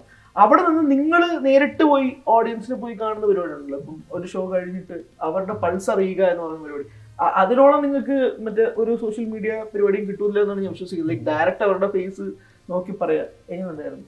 ഏറ്റവും ബെസ്റ്റ് ഒരു മൊമെന്റ് എടുത്ത് പിക്ക് ചെയ്യാൻ പറഞ്ഞ ഏതായിരിക്കും ഇതുവരെ പോയതിൽ വെച്ചിട്ട്? ഓരോരുത്തരും ഞാൻ ഡയറക്റ്റ് എനിക്ക് ആളുകൾ സാറിനെ അടിക്കാൻ വേണ്ടി ഈ അലനും ആഷറും ചെയ്തു. അപ്പം അത് ഞാൻ അപ്പോൾ അന്ന് അത് എഴുതുന്ന ടൈമിൽ ഇങ്ങനെ വിഞ്ചേട്ടൻ പറയായിരുന്നു, ഇവിടെ പിള്ളേർ ചിലപ്പം ആൾക്കാർ കൈ അടിക്കും. ഞാൻ ആദ്യം എനിക്ക് അത്ര ഓക്കെ എന്നുള്ളൊരു മുറയ്ക്കേ ഉള്ളായിരുന്നു. പക്ഷേ ഞാൻ ഷൂട്ട് ചെയ്യുമ്പോൾ തന്നെയാണ് എനിക്ക് അപ്പോൾ അത് എൻ്റെ മൈൻഡിലുണ്ട് ഇങ്ങനെ ഒരു സ്ഥലത്ത് കയ്യടി വേണം. അപ്പോൾ അത് ഞാൻ അത്ര ഷൂട്ട് ചെയ്തിട്ട് അങ്ങോട്ട് എനിക്കൊരു ഓക്കെ ആണെന്നുള്ളൊരു ടെൻഷൻ ഭയങ്കരമായിട്ടുണ്ട്. അത് എനിക്ക് തീരുന്ന ടൈം വരെ എനിക്കതുണ്ടായിരുന്നു. മ്യൂസിക്കിലെത്തുന്ന വരെയും അത് ആ ഒരു പ്രശ്നം ഇങ്ങനെ എന്നെ പിടിച്ചിട്ടുണ്ടായിരുന്നു. പക്ഷെ ആ ടൈമിൽ ഞാൻ ആ തിയേറ്ററിൽ കണ്ടപ്പോൾ ഭയങ്കര സന്തോഷം തോന്നി. ആ ആൾക്കാർ അടിയാന്നൊക്കെ പറഞ്ഞ് അതൊക്കെ ഒരു മൂമെൻ്റ് ആയിരുന്നു. പിന്നെ ആളുകൾ ഭയങ്കര ഇമോഷണലായിട്ട് ഇറങ്ങി പോകുന്നതും പിന്നെ നമ്മളെ ഒരുപാട് ആളുകൾ വിളിക്കുക സംസാരിക്കുകയൊക്കെ ചെയ്യും. അപ്പം തന്നെ ഫോൺ ചെയ്യുന്ന ആൾക്കാരുണ്ട്. പടം കഴിഞ്ഞ് ഇറങ്ങി ആ സ്പോട്ടിൽ തന്നെ വിളിച്ച് ആ ഒരു ഇമോഷൻ പങ്കുവെക്കുന്നുണ്ടാവും. അപ്പം നമുക്ക് ആദ്യമൊക്കെ എനിക്കൊരു ഇതൊക്കെ ആയിരുന്നു, എന്താ ഇങ്ങനെ. പിന്നെ നമ്മൾ കുറച്ച് കഴിയുമ്പോൾ ഒരു ചെറിയൊരു ഇമോഷൻ പരിപാടികളൊക്കെ നമുക്കും തോന്നിത്തുടങ്ങും. പിന്നെ ഓക്കെ എന്നുള്ളൊരു മൂഡിലേക്ക് എത്തിയത്. ഒരു ഒരു ഒരു ഒരു ഒരു ആരാധകൻ അല്ലെങ്കിൽ ആരെങ്കിലും വന്നിട്ട് പറഞ്ഞൊരു അഭിപ്രായം ഇതുവരെ വന്നില്ല? ഇല്ല, സിനിമ നന്നായി ഞാൻ എത്ര എണ്ണം കണ്ട് ആരും പറഞ്ഞില്ല. സിനിമ അവർക്ക് ഇഷ്ടപ്പെട്ടെന്ന് പറഞ്ഞിട്ടുണ്ടല്ലോ. നമ്മളോട് പറയുന്ന ആൾക്കാരൊക്കെ അങ്ങനെ കുറച്ച് പേര് പറഞ്ഞിട്ടുണ്ട്. റെസ്പോൺസ് നമ്മളിപ്പോ നേരിട്ട് പോയി കിട്ടുന്നൊരു പരിപാടിയാണ്. ഞാനങ്ങനെ ആക്ച്വലി തിയേറ്റർ വിസിറ്റിന് ഞാനങ്ങനെ തിരക്കിൽ അങ്ങനെ പോയിട്ട് കുറവാണ്. ക്രൗഡ് ഭയങ്കര. അതുകൊണ്ട് ഇപ്പോൾ റീസെൻ്റായിട്ട് ഇപ്പോൾ പോയപ്പോൾ ആ റെസ്പോൺസ് കാണുമ്പോൾ ഭയങ്കര സന്തോഷമുണ്ട്. നമ്മൾ മുന്നേ ആ ക്രൗഡിലിരുന്ന സിനിമകൾ കണ്ടിട്ടുണ്ട്. ഇപ്പോൾ വേറൊരു ആംഗിളിൽ ഇരുന്നവരെ കാണുമ്പോൾ അത് നമ്മൾ ചെയ്തൊരു വർക്കിന് വേണ്ടിയിട്ട് അവർ കൈയടിക്കുമ്പോൾ ഭയങ്കര സന്തോഷം. ഞാൻ അങ്ങനെ തിയേറ്റർ വിസിറ്റ് പോയിട്ടില്ലായിരുന്നു. പക്ഷെ എന്നാൽ 2-3 തവണ സിനിമ കണ്ടു. പക്ഷെ എല്ലാവരുടെയും ഞാൻ കവിതയിൽ പോയപ്പോഴത്തേക്കും ഫസ്റ്റ് ഹാഫ് ഒന്നും കേൾക്കാൻ പോലും പറ്റുന്നില്ലായിരുന്നു. എല്ലാവരുടെ ചിരിയും അവർ എൻജോയ് ചെയ്ത് കാരണം ഒന്നും കേൾക്കാൻ പറ്റില്ല. സെക്കൻഡ് ഹാഫ് കുറച്ച് സൈലൻ്റ് ആയിരുന്നു. അത് ഭയങ്കര രസമുള്ള ഒരു പരിപാടിയായിരുന്നു. അങ്ങനെ എല്ലാവരും എൻജോയ് ചെയ്യുന്നത് കാണുമ്പോൾ നമുക്കും ഒരു സന്തോഷം. കറക്റ്റ് ആവുമ്പോൾ അതെ അതെ അതെ. വേറെ രണ്ട് കാര്യങ്ങൾ എന്ന് പറഞ്ഞാൽ ഒന്ന് വിനായകന് മരുന്ന് എത്തിക്കുന്നുണ്ടോ അല്ലേ? ഇത് കഴിയുമ്പോ എന്തായാലും കൊണ്ട് കൊടുക്കുമല്ലോ മരുന്ന് വേണ്ടി വന്നല്ലേ. അതെ, ഒരു 2 മിനിറ്റെങ്കിലും ആ ചെക്കൻ ഇരിക്കാൻ സമയം കൊടുക്കണല്ലേ? 6 മൈൽ നടന്നു. അതെ അതെ, അത് ആളുകൾക്ക് മനസ്സിലായിരുന്നു അല്ലേ? കുറെ പേര് പോകും. കുറച്ച് ദിവസങ്ങൾക്ക് ശേഷം അവരെല്ലാരും കൂടി ഒരുമിച്ച് വീഡിയോ കോൾ വിളിക്കുന്നുണ്ട്. വീഡിയോ കോൾ വിളിക്കുന്നുണ്ട്, പക്ഷെ എപ്പോഴും മരുന്ന് എത്തുന്നുള്ളത് മരുന്ന് കഴിച്ച് കുറച്ച് ദിവസങ്ങൾ കഴിഞ്ഞിട്ടായിരിക്കുമല്ലോ എന്തായാലും വീഡിയോ കോളൊക്കെ ചെയ്യാം. പനിയൊക്കെ മാറിയില്ല അപ്പോഴത്തേക്കിനെ. ഓക്കെ, ഈ ലാസ്റ്റ് ഇവരെ കൊണ്ടുവരാനുള്ള ഐഡിയ എങ്ങനെ ഉണ്ടായിരുന്നു? അത് ആരും എക്സ്പെക്ട് ചെയ്തില്ല. നമ്മൾ വിചാരിച്ചു കരഞ്ഞുകൊണ്ട് പോകും എന്നുള്ളതാണ്. അത് ഞാൻ കുറെ പോസ്റ്റ് ചെയ്തത് അവിടെ വെച്ച് നിർത്തിയിരുന്നെങ്കിൽ കരഞ്ഞുകൊണ്ട് ഇറങ്ങിയാന്. നിങ്ങൾ ആ സീൻ കൂടെ വെച്ചത് കൊണ്ട് ഒന്ന് മൂഡ് ഷിഫ്റ്റ് ആയിട്ട് തിയേറ്ററിൽ ഇറങ്ങാന്നുള്ള ഒരു പരിപാടി ഉണ്ടായിരുന്നു എന്നുള്ളത്. ആ ഐഡിയ അത് എടുത്ത് തുടങ്ങുന്ന ഏറ്റവും ആദ്യത്തെ ടൈമിൽ മുതലേ ഉണ്ടായിരുന്നു. കാരണം വിഭിചേട്ടൻ അങ്ങനെ ഒരു പരിപാടി ഏറ്റവും ആദ്യം നമ്മളൊക്കെ പറഞ്ഞിട്ടുണ്ടായിരുന്നു. നമുക്ക് ഇങ്ങനെ ഒരു പരിപാടി നോക്കാം, ഇങ്ങനെ ഹേബനാനെ പാട്ട് റിമിക്സ് ചെയ്യാം, അല്ല അവരെ കൊണ്ടുവരാന്നൊക്കെ അത് ഏറ്റവും തുടക്കം പരിപാടിയിലുണ്ട്. അപ്പം ഫസ്റ്റ് ഐഡിയയിലേക്ക് ഉണ്ടായിരുന്നു. അപ്പം അത് എങ്ങനെ ഇവിടേക്ക് ബ്ലെൻഡ് ആക്കുമെന്ന് മാത്രമേ ഉള്ളായിരുന്നു ടെൻഷൻ. ഇത് എങ്ങനെയായിരിക്കും കഥ പോകുന്നത്, ഇത് എങ്ങനെയൊക്കെ പോകാൻ സാധ്യതയുണ്ടെന്നുള്ള ചിന്തയിൽ നിന്നാണ് ഈ പരിപാടികളൊക്കെ എത്തിയത്. പിന്നെ എനിക്ക് ഭയങ്കര ഇഷ്ടപ്പെട്ടൊരു പരിപാടി ഞാൻ പറയാം. ഒന്ന്, കൃഷ്ണപ്രസാദായിരുന്നു നിങ്ങൾ പോലീസ് ഓഫീസറായിട്ട് കൊണ്ടുവന്നത്. ഞാൻ പറയുന്നത് നിങ്ങൾ കാസ്റ്റിംഗ് ഭയങ്കര രസമുണ്ടായിരുന്നു. അവിടെ പുള്ളിയെ കാണുമ്പോഴേക്കും എന്തോ ഒരു സംഭവം ഉണ്ടാവുന്ന ആദ്യം ഒരു ഇന്റൻഷൻ കിട്ടും. പക്ഷെ അങ്ങനെ ഒരു സീനിലേക്ക് ഡെവലപ്പ് ചെയ്യുക, അല്ലെങ്കിൽ അവർക്ക് വേണ്ടി ഒരു സീൻ ഉണ്ടാക്കി കൊടുക്കുക എന്ന് പറയത്തില്ലേ. ഇവിടെ ഓരോ ആർട്ടിസ്റ്റിനും അവരുടേതായ പെർഫോം ചെയ്യുന്ന ഒരു സീൻ ഉള്ളതുപോലെ ഫീൽ ചെയ്തു. ഇപ്പൊ അമീന് പെർഫോം ചെയ്യാൻ അമീനാണ് തിയേറ്റർ സീൻ ഉണ്ട്, അതുപോലെ ഓരോരുത്തർക്കും ഒരു സീൻ ഉള്ള പോലെ തോന്നി. ഇത് ലൈക്ക് റൈറ്റിംഗ് പ്രോസസ് അല്ലെങ്കിൽ ആ സമയത്ത് തന്നെ ഇവർക്ക് ഓരോരുത്തർക്കും ജസ്റ്റിഫൈ ചെയ്യുന്ന രീതിയിലേക്ക് സീൻ വേണം എന്നുള്ളതായിരുന്നു. അത് കഥയിലൂടെയാണ് ഈ പരിപാടികളൊക്കെ വരുന്നത്. ഇപ്പം ആ തിയേറ്റർ സീൻ എന്ന് വെച്ച് കഴിഞ്ഞാൽ ഇവർ 4 പേര് ജോയിൻ ആകാന്ന് പറഞ്ഞൊരു പരിപാടി ഉണ്ട് അതിൻ്റെ അകത്ത്. അതാണ് ശരിക്കും നമ്മുടെ കഥാപരമായിട്ടുള്ള മെയിൻ ഉദ്ദേശം. ഇവർ 4 പേര് ഫ്രണ്ട്സ് ആയാലും കഥ മുന്നോട്ട് പോകത്തുള്ളൂ. അപ്പോൾ ആ സീൻ വർക്കാകണം. അപ്പം കുറച്ച് ആൾക്കാർ എന്തായാലും വരണം. അപ്പോൾ ലാസ്റ്റിലേക്ക് ഒരു പരിപാടി വേണം, ഒരു അങ്ങനെ ഇതിലെ കണക്ട് ചെയ്ത് പോകാമെന്നൊക്കെ ഉള്ള ഉദ്ദേശത്തിലാണ് ഈ പരിപാടികളൊക്കെ വന്നത്. അങ്ങനെ പിന്നെ ഇപ്പോൾ ഒരു പോലീസുകാരൻ പരിപാടി അതിലേക്ക് കഥയിലേക്ക് എത്തിയതാണ്. നമ്മൾ ഈ തിയേറ്റർ സീൻ സെറ്റ് ചെയ്യുന്ന ടൈമിലേക്ക് എത്തിയതാണ് അതൊക്കെ. ഡയലോഗ് ആ സീനിൽ മാത്രമുള്ള ഡയലോഗ്സ് അത് അല്ല, ഇപ്പൊ കൂവി വിളിക്കുന്നതും ബഹളം പരിപാടികളൊക്കെ, പിന്നെ അവരുടെ ചെറിയ ചെറിയ പരിപാടികളൊക്കെ നമുക്ക് അവിടെ സ്പോട്ടിൽ നിൽക്കുക. അല്ലാതെ ബാക്കിയൊക്കെ ഏകദേശം സ്ക്രിപ്റ്റഡ് പരിപാടി തന്നെയായിരുന്നു. ഇല്ല, പിന്നെ ഇവരുടെ ഈ കൂവി വിളി പല ടൈപ്പിലുള്ള വിളികളും പരിപാടികളൊക്കെ ഉള്ളായിരുന്നു. കാരണം ചീത്തയായി പോകാൻ പാടില്ല, പക്ഷെ നമുക്കത് നിറഞ്ഞ് കേൾക്കുകയും വേണം. അപ്പം അതിന് നമ്മളെ ഇപ്പം ആഷ ടീമാണേലും അമീൻ ടീമാണേലും അപ്പോൾ അവരിൽ നിന്നൊക്കെ നമ്മളിങ്ങനെ പറയും, നിങ്ങൾ അത് പറ, അല്ല നിങ്ങൾക്ക് ഇത് പറയാൻ പറ്റുമോ എന്നൊക്കെ ചോദിച്ചിട്ടാണ്. ഇനി ഇവർ 4 പേരുടെ ഒരു കൊളാബ് അടിപൊളിയാണല്ലോ. ആഷദ്, അലൻ, അജിൻ, വിനായകൻ. അവരിന് എന്ത് വേണേലും ഉണ്ടാവാം. ആ ഒരു പ്രതീക്ഷ ഭയങ്കരമായിട്ടുണ്ടായിരുന്നു. പിന്നെ ആ സീൻ വർക്കായില്ലെങ്കിൽ ഇത് മുന്നോട്ട് പോകുന്ന കാര്യം ഭയങ്കര പാടാണ്. ഇപ്പം ആ സീൻ ആൾക്കാർക്ക് ഇഷ്ടപ്പെട്ടില്ല, ചിലപ്പോൾ ഇവരെ മുന്നോട്ട് പോകുമ്പം ഇവരുടെ ആ ഗ്രൂപ്പ് കണക്ഷൻ ചിലപ്പോൾ ഇഷ്ടപ്പെടണമെന്നില്ല. അപ്പോൾ അത് എടുക്കുമ്പോഴാണെങ്കിലും നമുക്ക് ഭയങ്കര ടെൻഷൻ ഭയങ്കര കൂടുതലായിരുന്നു. ഇതൊക്കെ ആകുമോ.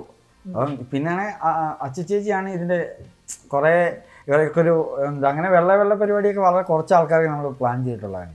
പിന്നെ ചേച്ചിയോട് പറഞ്ഞു, ചേച്ചി അങ്ങനെ ചെയ്യുക ഇങ്ങനെ ചെയ്യാന്നൊക്കെ പറഞ്ഞ് ചേച്ചിയും കുറച്ച് ഐഡിയാസൊക്കെ നമുക്ക് പറയും. അപ്പം അങ്ങനെയാണ് ഡയലോഗ്സ് അല്ല, മൊത്തത്തിൽ അതിൻ്റെ കളർഫുൾ പരിപാടിയിലേക്ക് എത്താൻ വേണ്ടി. അങ്ങനെ എല്ലാവരുടെയും ഒരു കൂട്ടായ ഒരു പരിശ്രമം ഉണ്ടായിരുന്നു സീൻ സെറ്റായി വരാൻ വേണ്ടി. ഒരുപാട് ടേക്ക് അവേ സീൻസ് ഉണ്ടല്ലോ. ഇപ്പം ഈ പടം കണ്ടിട്ട് തന്നെ ഇപ്പം ആ പടക്കം പൊട്ടിക്കുന്ന അതിന് വേറൊരു ആംഗിളിലാണ് ആളുകളെടുത്ത്. അതേ ആംഗിളിൽ തന്നെ എനിക്ക് ഓഡിയൻസ് എടുക്കുമെന്ന് തന്നെയാണ് നിങ്ങൾ വിചാരിച്ചത്? ഏകദേശം ഇങ്ങനെ ആയിരിക്കും. പക്ഷെ നമ്മൾ തുടക്കം സമയത്ത് ഇങ്ങനെ ഒരു വിഷനിലല്ലായിരുന്നു അതിന്റെ ട്രാവൽ ആയിപ്പോയത്. പക്ഷെ അത് ആ ഒരു ഐഡിയ നമുക്ക് പറഞ്ഞു. അപ്പം എനിക്ക് അത്രയും വലിയ ബുദ്ധി ഇല്ലാത്തതുകൊണ്ട് എന്താ സീനെന്ന് അറിയില്ല. അങ്ങനെയല്ല, എനിക്ക് ആദ്യം അത് മനസ്സിലായില്ല. എന്നിട്ട് എന്തിനാ അപ്പം എന്തൊക്കെ പറഞ്ഞു, ഇത് വീഡിയോ കണ്ട് പറഞ്ഞു ഇതൊന്ന് ഷൂട്ട് ചെയ്യണം എന്ന് പറയുമ്പോൾ ഞാൻ നോക്കുമ്പോൾ അപ്പം വിനായകൻ്റെ അച്ഛൻ്റെ ചെറുപ്പം അങ്ങനത്തെ ഒരു ഇതാണ്. അപ്പം ഞാൻ വിചാരിച്ചാൽ എന്തെങ്കിലും ഒരു പരിപാടി ഉണ്ടായിരിക്കും. ചിലപ്പോൾ ഇത് അന്ന് വൈറലായൊരു വീഡിയോയെ പറ്റി പിന്നെ എന്തെങ്കിലും സംസാരിക്കുമോ അങ്ങനെ എന്തെങ്കിലും ഒരു ഇതായിരിക്കുമെന്ന് ചിന്തിച്ചു. പക്ഷേ അപ്പോൾ ഇത് ഷൂട്ട് ചെയ്യുമ്പോൾ ഇത് ഇമോഷനിലേക്ക് പോകണം, അതൊരു ഫൺ വീഡിയോ ആണല്ലോ. അപ്പോൾ ഞാനത് ആദ്യം ഷൂട്ട് ചെയ്തപ്പോഴും എനിക്ക് അത്ര ഒരു ക്ലാരിറ്റിക്ക് നല്ല പ്രശ്നമുണ്ടായിരുന്നു. ഒരു ഷൂട്ട് ചെയ്യുമ്പോഴാണേലും നമ്മളിങ്ങനെ ഷൂട്ട് ചെയ്ത് കഴിഞ്ഞു നമ്മൾ കൊടുത്തപ്പം ഇത് എത്ര നമ്മൾ സെറ്റാകുന്നില്ല. ഇപ്പം പുള്ളി അപ്പോൾ എന്നൊക്കെ പറഞ്ഞടാ ഇത് 1-2 ഷോട്ട് കൂടെ വേണം ഇതിന് പരിപാടി എന്നൊക്കെ പറഞ്ഞു. അപ്പോൾ ഇതൊക്കെ ഓൾറെഡി വിജയക്കുട്ടൻ ചേട്ടൻ താടിയൊക്കെ അടിച്ച് അപ്പോൾ ആ ഷെഡ്യൂളൊക്കെ മഴ പെയ്ത് പോയി. ഇനി വീണ്ടും വരണം. അപ്പം പുള്ളിക്ക് വേറെ പടങ്ങളുണ്ട്. അപ്പം നമ്മുടെ ഈ നാട്ടിലെ ലാസ്റ്റ് ദിവസമാണ് അത് ഷൂട്ട് ചെയ്യുന്നത്. നാട്ടിലെ ഏറ്റവും ലാസ്റ്റ് ദിവസം ഷൂട്ട് ചെയ്ത അത് 2-3 ഷോട്ടുകളെ ഉള്ളായിരുന്നു. എങ്കിൽ പോലും പുള്ളി വീണ്ടും ആ താടിയൊക്കെ അടിച്ച് വരണമല്ലോ. അപ്പോൾ അന്നാണ് ശരിക്കും മനസ്സിലായത് ഇത് ഇങ്ങനെ ഒരു പരിപാടിയിലായിരിക്കാം ഇത് എത്തുന്നതെന്നുള്ളത്. പിന്നെ അത് എഡിറ്റ് പരിപാടിയിലൊക്കെ എത്തിയപ്പോഴത്തേക്കാണ് അതിനൊരു കറക്റ്റ് ഒരു പ്ലേസ്മെന്റ് പരിപാടികളൊക്കെ സെറ്റായി ഈ പറയുന്ന ഒരു ഇമോഷണലിലേക്ക് എത്തിയത്. അല്ല ഞാൻ ചെയ്യുന്നത് ക്ലാരിറ്റി ഇല്ലാണ്ട് ഷൂട്ട് ചെയ്യാന്ന് പറഞ്ഞാൽ നമുക്കൊരു അതായത് ഇത് എന്തിനാണ് ലൈക്ക് ഇതിന്റെ പർപ്പസ് എന്താണെന്ന് അല്ല ഇത് എന്തായാലും സിനിമയിൽ ഉപയോഗിക്കുന്ന ഉറപ്പായിരുന്നു. അതല്ല പർപ്പസ് ഇത് എവിടെയായിരിക്കും വരിക. അല്ല ഇപ്പം 2 സ്ഥലങ്ങളായിരുന്നു നമ്മൾ ആദ്യം നോക്കി വെച്ചത്. ഇപ്പം ആദ്യം ഇത് കാണിക്കാം, പിന്നെ ഇതിന്റെ ഇമോഷൻ ട്രാക്ക് കാണിക്കാം എന്നൊക്കെ ഉള്ള മൂടായിരുന്നു. അപ്പോൾ തുടക്കത്തിൽ ആ പിള്ളേരുടെ പാട്ട് പരിപാടി പോലത്തെ ഒരു സ്ഥലത്ത് നമുക്ക് പ്ലേസ് ചെയ്ത് നോക്കാം.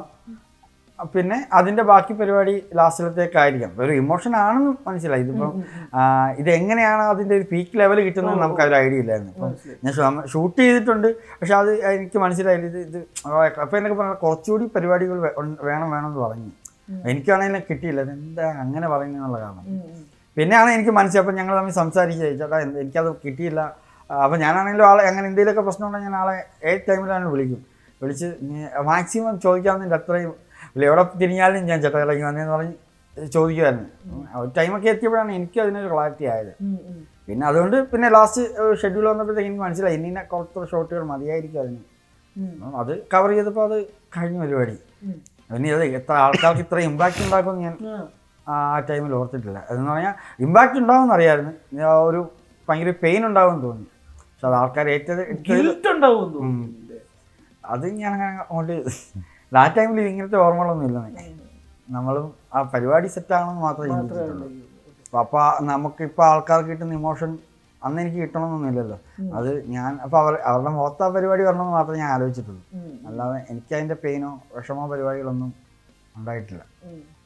അതിലായിട്ട് ഈ ടഫ് സീക്വൻസ് ചെയ്തായിരുന്നു. കാരണം നമ്മളിപ്പോൾ ഇപ്പം എനിക്ക് തോന്നിയത് ഞാൻ പറഞ്ഞ ഈ ആക്ഷൻ സീക്വൻസ് ആണ് ഷൂട്ട് ചെയ്യുക എന്നുള്ളത്. ചിലപ്പോൾ വേറെ ആയിരിക്കാം. ഇത് മൊത്തത്തിൽ ഫുൾ ചെയ്യുന്നതിൽ ഒരു ടഫ് സീക്വൻസ് ആയിട്ട് ഈ ഫൈറ്റിന്റെ ഏരിയ.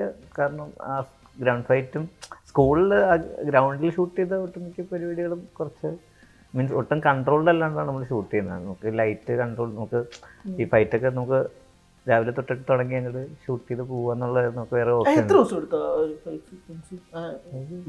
എടുത്തിട്ടുണ്ട്. 8 ദിവസം വരെ പോയിട്ടുണ്ട്. അത് ഇൻക്ലൂഡിങ് മറ്റേ ഇമോഷണൽ അതെല്ലാം ഒരൊറ്റ പരിപാടിയാണല്ലോ. ഫൈറ്റ് നടക്കുന്നു, കുട്ടി മേളിൽ നിൽക്കുന്നു, കുട്ടിക്കുള്ള ടെൻഡൻസി പരിപാടികള്. അതെ അവിടെ മുതൽ സാറിനെ അടിച്ച് താഴെ ഇടുന്നതും വരെ ഏകദേശം ഒരു സെറ്റപ്പിൽ നടക്കുന്ന പരിപാടികളാണ്. ഇതെല്ലാം കവർ ചെയ്യാൻ ഇങ്ങനെ ഒരു ടൈം പീരീഡ് എടുത്തിട്ടുണ്ട്. അതെല്ലാം ഒരുമിച്ച് അതെ അതാണ് കുറച്ച് നമുക്ക് ഒട്ടും കൺട്രോൾഡ് അല്ലാണ്ട് ഷൂട്ട് ചെയ്യാൻ പറ്റും. അത് മേളില് വേറൊരു സീക്വൻസ് നടക്കുന്നു, അതിന് താഴെ ഫൈറ്റ്, അങ്ങനെ പറയുമ്പോൾ പിന്നെ ഈ നമുക്ക് ഈ ഉച്ച സമയത്തൊക്കെ വൈറ്റ്സ് കൺട്രോൾ ചെയ്യാൻ കുറച്ച് പ്രശ്നങ്ങളുണ്ട്. അപ്പോൾ അതൊക്കെ ബഡ്ജറ്റും എല്ലാം മാറ്ററാണല്ലോ. അതാണ് നമുക്ക് കുറച്ച് പടത്തിൽ മൊത്തം ഭയങ്കര ചലഞ്ചിങ് ആയിട്ടുള്ള പരിപാടി അതായിരുന്നു.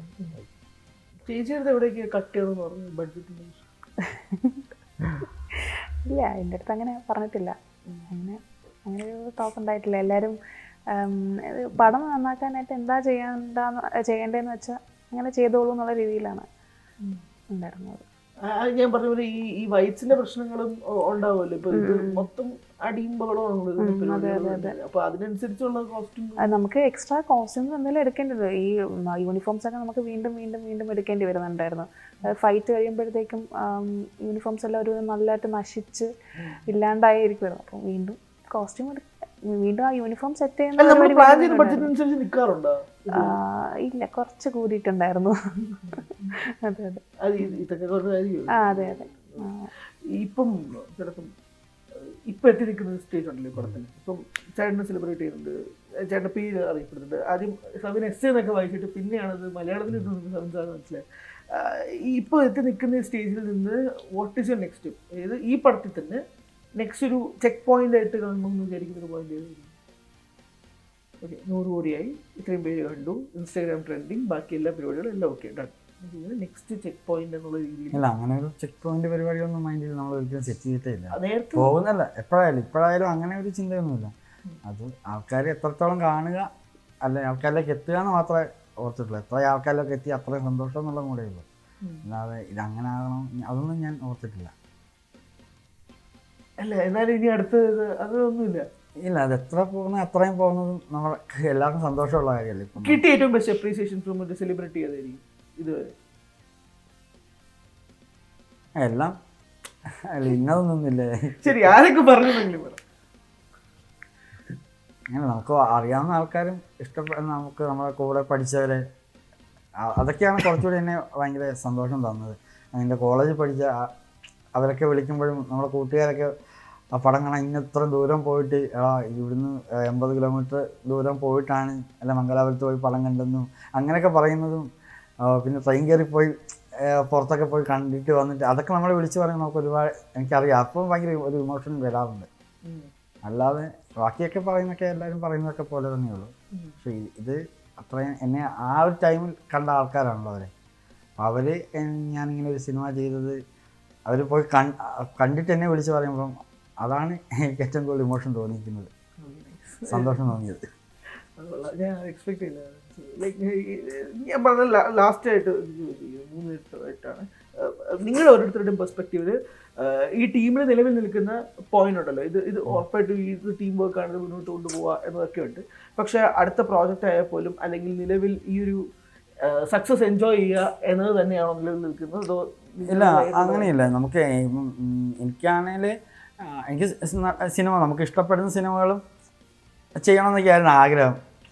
ഇപ്പോൾ ഈ വാഴ 2 സംഭവിക്കുന്നതിന് മുമ്പും ഞാൻ ചില സിനിമകളൊക്കെ, പക്ഷെ അന്ന് ചിലപ്പോൾ അത് ഇത്ര വലിയ കൊമേഴ്ഷ്യൽ വാല്യൂ ഉള്ള സിനിമകളോ അങ്ങനത്തെ കഥകളൊന്നും ആയിരുന്നില്ല ഞാൻ ചിലപ്പോൾ അന്ന് നോക്കിയത് കണ്ടതൊന്നും. അങ്ങനത്തെ ഒരു ഈ ഭയങ്കര സക്സസ് ഫോർമുലയോ അങ്ങനെയൊന്നും എനിക്ക് അതിനെപ്പറ്റി അറിയില്ലായിരുന്നു. അപ്പോൾ ഇങ്ങനത്തെ പടം ചെയ്ത് കഴിഞ്ഞാൽ ഇങ്ങനെ എന്താണ് അടുത്ത മുന്നോട്ട് എങ്ങനെ പോകുന്നൊക്കെയുള്ള ചോദ്യം നമ്മുടെ കൂട്ടത്തിൽ എല്ലാവരും ചോദിക്കണം. ഇത് വേണോ, അല്ലെ ഇങ്ങനത്തെ പരിപാടി പിടിക്കണോ എന്നൊക്കെ ചോദിക്കുമായിരുന്നു. അപ്പോൾ അതേപോലെ തന്നെ ഇപ്പം എന്താണ് അടുത്തതെന്ന് അല്ലെ എനിക്കാണങ്ങനെ അതിൽ വലിയ അമിത പ്രതീക്ഷയോ അല്ലെ അങ്ങനത്തെ ഒരു പരിപാടികളെ പറ്റിയൊന്നും എൻ്റെ ഭയങ്കര ധാരണയൊന്നുമില്ല. പ്രൊഡ്യൂസേഴ്സ് പിച്ച് ചെയ്തിട്ടുണ്ട്? അല്ല, അങ്ങനെ ഇപ്പം കുറച്ച് ആൾക്കാരൊക്കെ ആക്കില്ല. അവർക്ക് എല്ലാവർക്കും ഇതൊക്കെ തന്നെ ആയിരിക്കും. ഇതിൻ്റെ ഇങ്ങനെ ഒരു വിജയം പരിപാടി അങ്ങനെയൊക്കെ ഒരു മൂടായിരിക്കുമല്ലോ എല്ലാവർക്കും. അത്രേ ഉള്ളൂ. അതൊന്നും തലയിൽ എടുക്കുന്നില്ല തൽക്കാലം, എല്ലാം ഒരു ഫ്ലോയിൽ ഈ സിനിമ ചെയ്യാന്ന് മാത്രമേ ഞാൻ ആഗ്രഹിച്ചിട്ടുള്ളൂ. ഈ മനുഷ്യന്റെ പാട്ട് ഇൻക്ലൂഷൻ ഞാൻ അതോട് ചോദിക്കാം, അതെങ്ങനെയായിരുന്നു ആ ഐഡിയ? ചേട്ടൻ്റെ ഐഡിയ ആയിരുന്നു? അല്ലല്ല, നമ്മളൊരു കാരണം ആ ടൈമിൽ നമുക്ക് സ്ക്രിപ്റ്റ് എഴുതുന്ന ഇപ്പോൾ വിവിഞ്ചറിനൊരു റൈറ്റിംഗ് ടീമുണ്ട്. അപ്പോൾ നമ്മുടെ കൂടെ തന്നെ ഐഡിയ ആയിട്ട് വർക്ക് ചെയ്ത ആൾക്കാരുണ്ട്. പിന്നെ ജയജയയുടെ കോ റൈറ്ററുണ്ട്, നാഷിദ് എന്ന് പറഞ്ഞ്. അപ്പം ഞങ്ങളെല്ലാം ഒരുമിച്ച് അപ്പം സ്ഥിരമായിട്ട് ഒരു ഫ്ലാറ്റിൽ ഇങ്ങനെ ഇരുന്ന് ഈ കഥ തന്നെ പല റൂട്ടിലും ട്രാക്കിലും ഒക്കെ പോകുമല്ലോ. ഏതൊരു മൂമെൻറ്റിൽ ഇപ്പോൾ പറഞ്ഞ് ഇന്നൊരു പാട്ട് പരിപാടി നോക്കാമെന്ന് പറയുന്നു. പെട്ടെന്നുള്ള സംസാരങ്ങൾ ഇതെല്ലാം. അപ്പം പറഞ്ഞാൽ ശരി അങ്ങനെ. അപ്പോൾ ഓരോരുത്തർ പാട്ട് നോക്കുന്നു, പുള്ളിയുടെ പല പല പാട്ടുകൾ എങ്ങനെയൊക്കെയാണ് പരിപാടി. പ്ലാൻ ഉണ്ടായത് മനുഷ്യൻ്റെ ഒരു പാട്ട് വേണമെന്നുള്ള പ്ലാൻ ഉണ്ടായത്. അത് ആ എഴുത്ത് അങ്ങനെ ആ ഒരു പ്രോസസ്സിങ് നടക്കുന്ന ടൈമിൽ തന്നെ അത് സംഭവിച്ച. അപ്പോൾ നമ്മളൊരു പാട്ട് എടുക്കുന്നു, അപ്പോൾ ആ പാട്ടൊക്കെ വെച്ച് അതിൻ്റെ റെഫറൻസ് ഒക്കെ വെച്ച് തന്നെ നമ്മൾ ഷൂട്ട് ചെയ്തും പരിപാടികളൊക്കെ. പിന്നെ ആ ഫോട്ടോ എന്തായിരുന്നു? അത് ഞാൻ ആളുടെ കൂടെ ഒരു പടം വർക്ക് ചെയ്തിട്ടുണ്ട്. ഞാൻ അസിസ്റ്റന്റ് ഡയറക്ടറായിട്ട് വർക്ക് ചെയ്യുന്ന ടൈമിൽ ആളുടെ കൂടെ അന്ന് എടുത്തതായിരുന്നു. അപ്പോൾ ഞാനത് പണ്ട് FBയിൽ പോസ്റ്റ് ചെയ്തതായിരുന്നു. പക്ഷേ ഇപ്പോൾ ഞാനിങ്ങനെ കൂട്ടുകാരെ കാണിച്ചതാണ്. ഇവരെല്ലാം റൂമിലുണ്ടായിരുന്നു. ഞാനിങ്ങനെ പറഞ്ഞ് ഇങ്ങനെ ഒരു ഫോട്ടോ ഉണ്ട്. അപ്പം എനിക്കത് അപ്പോൾ ഇടണമെന്നൊന്നും ആഗ്രഹമില്ലായിരുന്നു. ഇന്ന് എൻ്റെ കൂടെ ഒരാളുണ്ട്, വിശ്വനാഥൻ എന്ന് പറഞ്ഞ്. അപ്പോൾ അവനാണ് പെട്ടെന്ന് എടുത്ത് ഇട്ടിട്ട് കളഞ്ഞത്. അപ്പോൾ ഞാൻ അവനോട് പറഞ്ഞോടാ ഇപ്പോൾ ഇടണ്ടെന്നൊക്കെ പറഞ്ഞു. പക്ഷെ അവൻ ഇട്ട് അങ്ങനെ പോയതാണ്. അല്ല, ആ ഫോട്ടോ കണ്ടിട്ട് ഞാൻ ചോദിച്ചത് ചേട്ടൻ്റെ ഐഡിയ ആയിരുന്നു. അല്ല, അങ്ങനെ എൻ്റെ മാത്രമായ ഒരു ഐഡിയ അല്ല, ഞാൻ അതിൻ്റെ ഒരു ചെറിയ പാർട്ടാണെന്ന് മാത്രമേ ഉള്ളൂ. ലൈക്ക് ഞാൻ ചോദിച്ച ചോദ്യം തന്നെയാണ്, ലൈക്ക് ഇനി എന്താണ് like till this now okay, ഈ മൊമെന്റ് വരെ ഓക്കെയാണ്, എല്ലാം ഓക്കെയാണ്. നെക്സ്റ്റ് അല്ലേ ഇതുവരെ നടന്നതൊക്കെ സന്തോഷം. അടുത്ത് എടുത്തന്നെ സഞ്ചേട്ടൻ നിങ്ങൾക്ക് ആർക്കൊന്നും ഒരു ഹെഡ്ലൈറ്റ് ഇല്ലാതെ നിങ്ങൾ 100 കോടി പടം എടുത്ത് വെച്ചിട്ട് നിങ്ങൾ ഒരുപാട് നീ ഒരു കാര്യം പറയണ്ടായിരുന്നു. അല്ല, ഇതായിട്ട് വന്നില്ല, ഇത് മറന്നു പോയാലൊന്നും വിചാരിക്കില്ല. അപ്പം ഞാനാണെങ്കിൽ ഇപ്പം ചേച്ചി എനിക്ക് വളരെ അറിയാവുന്ന ആളാണ്. അപ്പോൾ പക്ഷേ ചേച്ചി ഇതിനകത്ത് കോസ്റ്റ്യൂം സെറ്റ് ചെയ്തേക്കുന്ന ഒരു കുറച്ച് പരിപാടികളുണ്ട്. ഇപ്പോൾ അജിനാണേലും ഇവരൊക്കെ 4 പേർക്കും ചെയ്തേക്കുന്ന വേറെ വേറെ മൂഡുകളാണ്. ചിലർക്ക് നല്ല ഡാർക്കായിരിക്കും, ചിലർക്ക് ഭയങ്കര ലൈറ്റ് ആയിരിക്കും. അങ്ങനെ ഞാൻ ഒരിക്കലും വിചാരിച്ചില്ല ചേച്ചി ഇങ്ങനെ ഒരു പരിപാടിയൊക്കെ പഠിക്കും. എനിക്കങ്ങനെ എന്താ അല്ലേ, എനിക്ക് അങ്ങനെ വേണം ഇങ്ങനെ വേണമെന്നൊന്നും ഞാൻ ചെയ്യും. പക്ഷേ ചേച്ചി എനിക്ക് ഇങ്ങനെ അവർ റെഫറൻസൊക്കെ കൊണ്ട് കാണിക്കുക, സൈഡിന് ഇത് മതിയോ അത് മതിയോ എന്നൊക്കെ ചോദിക്കും. ഞാനെല്ലാം ഓക്കെ ചേച്ചി ഓക്കെ എന്നുള്ള കൂടെ. പക്ഷേ ഞാൻ എത്തിയൊരു സംഭവം എന്ന് പറഞ്ഞാൽ ഇപ്പോൾ ഒരു പാട്ടില്ല ബൊമ്മാല എന്നും പറഞ്ഞ് അക്ഷരം മറ്റേ മുടിയൊക്കെ വെച്ചിട്ട് ഡാൻസ് ഒക്കെ ചെയ്യുന്ന ഒരു അത് തന്നെ. അപ്പം ഞാൻ ഏതോ ഒരു പച്ച ഡ്രസ്സല്ലേ, പച്ച അത് തന്നെ. അപ്പോൾ അത് ഞാനൊരു ചേച്ചി ഒരു ഫോട്ടോ കാണിച്ചു, ചേച്ചി ഇങ്ങനൊരു സാധനം. അപ്പോൾ ഞാൻ ഒരിക്കലും വിചാരിക്കുന്നില്ല ഈ സാധനം കിട്ടുമെന്നോ. അപ്പോൾ ഞാൻ വിചാരിച്ച ഇത് കാണിച്ചാൽ ഇതിൻ്റെ വേറെ എന്തെങ്കിലും പരിപാടിയായിരിക്കും വരുന്നതെന്നായിരിക്കും ഞാൻ വിചാരിച്ചത്. അപ്പം ഇങ്ങനത്തെ ഡ്രസ്സിൻ്റെ ഒരു പരിപാടി ഞാൻ ചേച്ചിയെ കാണിച്ചല്ലോ, ഏതോ ടൈമിൽ കാണിച്ചു. അപ്പോഴാണ് ഈ നൊട്ട പരിപാടിയൊക്കെ ഇങ്ങനെ എടുത്ത് നടക്കുന്ന ടൈമിൽ ഒരു ദിവസം ചേച്ചി അപ്പോൾ എൻ്റെ പറഞ്ഞു, ആദ്യം ഒരു ദിവസം ഒരാൾ ഡ്രസ്സ് ഇട്ടിങ്ങനെ ഇവരുടെ കൂടെ തന്നെ ഉള്ളൂ, മറ്റേ താടി വെച്ച അക്ഷയ് ഇട്ടൊക്കെ നിൽക്കുന്നു. അപ്പോൾ ഞാൻ ഓക്കെ ഞാൻ കണ്ടു. അപ്പം പിന്നെ ഞാൻ അതിൻ്റെ അപ്പോൾ ഇത് ഡ്രസ്സ് സെറ്റായിട്ടുണ്ടെന്ന് പറഞ്ഞ്. അപ്പോൾ ഇട്ട് നമുക്ക് നോക്കാം അല്ലെ ഷൂട്ട് ചെയ്യാനുള്ള. അപ്പോൾ ഇത് ഇന്ന ടൈമൊന്നും ഒന്നുമില്ല. അപ്പം നമുക്ക് ഏറ്റവും ഫ്രീ അല്ലെ നമ്മളൊരു സീൻ ഷൂട്ട് ചെയ്യുമ്പോഴോ അതിന് കുറച്ച് ടൈം ഗ്യാപ്പ് കിട്ടുന്ന ടൈമിലൊക്കെ ആയിരിക്കും ഇങ്ങനത്തെ പരിപാടികളൊക്കെ എടുത്തു പോകുന്നത്. അപ്പോൾ ഒരു ദിവസം രാവിലെ വന്നപ്പോൾ ഈ പരിപാടി അപ്പോൾ ഞാൻ ശരിക്കും പറഞ്ഞാൽ ഞെട്ടിപ്പോയി. കാരണം അതിൻ്റെ അകത്ത് കുറേ റിങ്സ്, മറ്റേത് കമ്മലുകൾ. ഞാൻ ഒരിക്കലും വിചാരിച്ചില്ല ഇത് ഇങ്ങനൊരു പരിപാടിയിലേക്ക് എത്തുമെന്നോ അല്ല ഇത്ര ഭയങ്കര അടിപൊളിയാവുമെന്നോ വിചാരിച്ചില്ല. അതാണ് അന്ന് എനിക്ക് ചേച്ചിയോട് പറയാൻ പറ്റിയില്ലായിരുന്നു. ചേച്ചി അതിന് തിരക്കായിരുന്നു. ചേച്ചി കോസ്റ്റ്യൂം വൈറ്റ് ഇപ്പം ആരുടെയും കുഴപ്പമില്ല. ഇപ്പം യൂണിഫോമൊക്കെ ആ ഫൈറ്റിൻ്റെ ഒക്കെ ലാസ്റ്റൊക്കെ നോക്കിക്കഴിഞ്ഞാൽ എല്ലാം ചോക്ലേറ്റ് കളറിലേക്ക് എത്തി. എത്ര വാഷ് ചെയ്താലും തിരിച്ച് വൈറ്റിലേക്ക് എത്തത്തില്ല. അപ്പോൾ അതാദ്യം നമ്മൾ വിചാരിച്ചതൊക്കെ ചുമ്മാ പറയുന്നതായിരിക്കും. അപ്പോൾ ഇവരുടെ ടീമാണെങ്കിൽ അതേപോലെ തുണികൾ ഇങ്ങനെ വിരിച്ച് നനയ്ക്കുക. ഒന്നോ രണ്ടോ ആൾക്കാർ നനയ്ക്കാൻ തന്നെ ഉണ്ട്. അവരിങ്ങനെ നനയ്ക്കുക, വിരിച്ചിടുക, തീർന്ന് തയ്ക്കാൻ നിൽക്കുക. അങ്ങനെ ഭയങ്കര തിരക്ക് പിടിച്ച ടൈമാണ്. അതിൻ്റെ ഇടയ്ക്ക് എനിക്കിത് പറയാൻ പറ്റിയില്ലായിരുന്നു.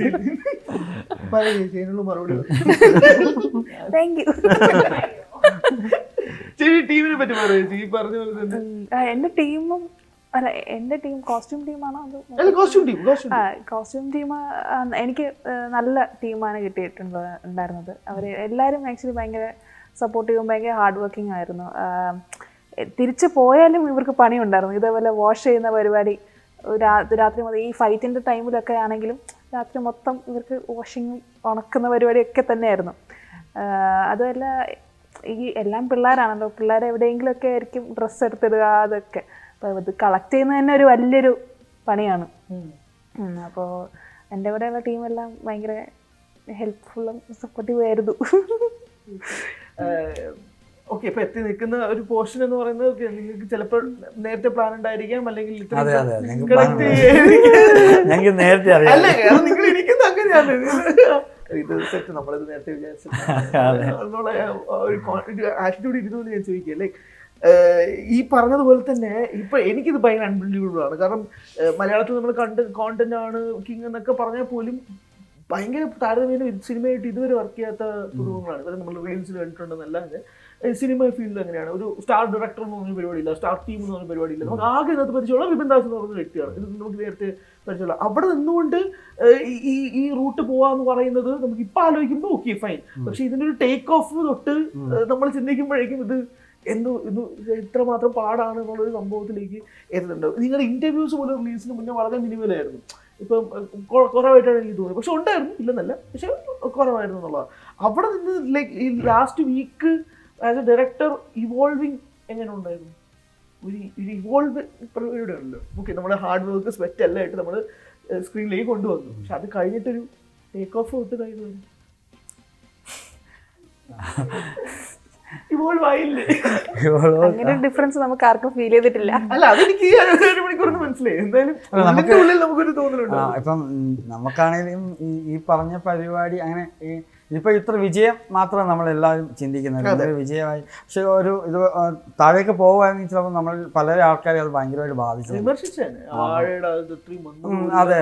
അപ്പം അങ്ങനെയൊക്കെ പോകരുതെന്ന് മാത്രമേ നമ്മൾ ചിന്തിച്ചിട്ടുള്ളൂ. അപ്പം നമുക്ക് അതിനുവേണ്ടി എന്തൊക്കെ ചെയ്യാൻ പറ്റും അങ്ങനെയൊക്കെയുള്ള കാര്യങ്ങൾ മാത്രമേ നമ്മൾ ആലോചിച്ചുള്ളൂ. അപ്പം നമ്മുടെ ടീമാണെങ്കിലും അങ്ങനെ നിന്നിട്ടുള്ളൂ എല്ലാവരും.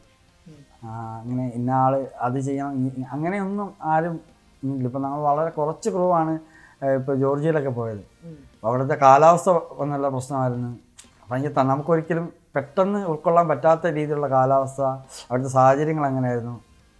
പക്ഷെ അതൊക്കെ നമ്മുടെ കൂടെ നിന്ന ആൾക്കാരുണ്ട് ഒരുപാട് പേര്. അപ്പോൾ അവരുടെയൊക്കെ ഒരു പരിശ്രമം ഇതിൽ നമ്മൾ അതിനെയൊക്കെ മാത്രമേ ഉള്ളൂ ഓർക്കുന്നത്. സെൽഫ് റിഫ്ലക്ഷൻ, സെൽഫ് ഞാൻ വൻ കിടിലോ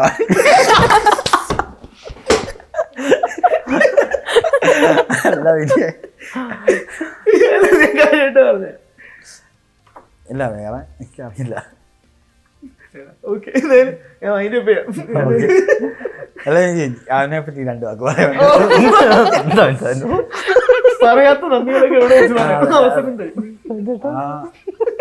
അല്ല എന്തൊക്കെ ഇങ്ങനെ പറഞ്ഞിങ്ങനെ ലൈലു ആയിരിക്കും, ലൈലു ആണ് ക്യാമറ ചെയ്യുന്നത് ഒരു മൊമെൻറ്റിലാണ് പറയുന്നത്. അപ്പം ഞാൻ ഇങ്ങനെ വിളിച്ച് ചോദിച്ചു. അപ്പം ഞങ്ങൾക്ക് ഭയങ്കര സന്തോഷമായിരുന്നു. ഓക്കെ എനിക്ക് ഞങ്ങളാണ് ജയ വർക്ക് ചെയ്യുമ്പോൾ അപ്പം വല്ല ഞങ്ങളിങ്ങനെ പറയുമായിരുന്നു നമുക്കൊരു പടം ചെയ്യണം.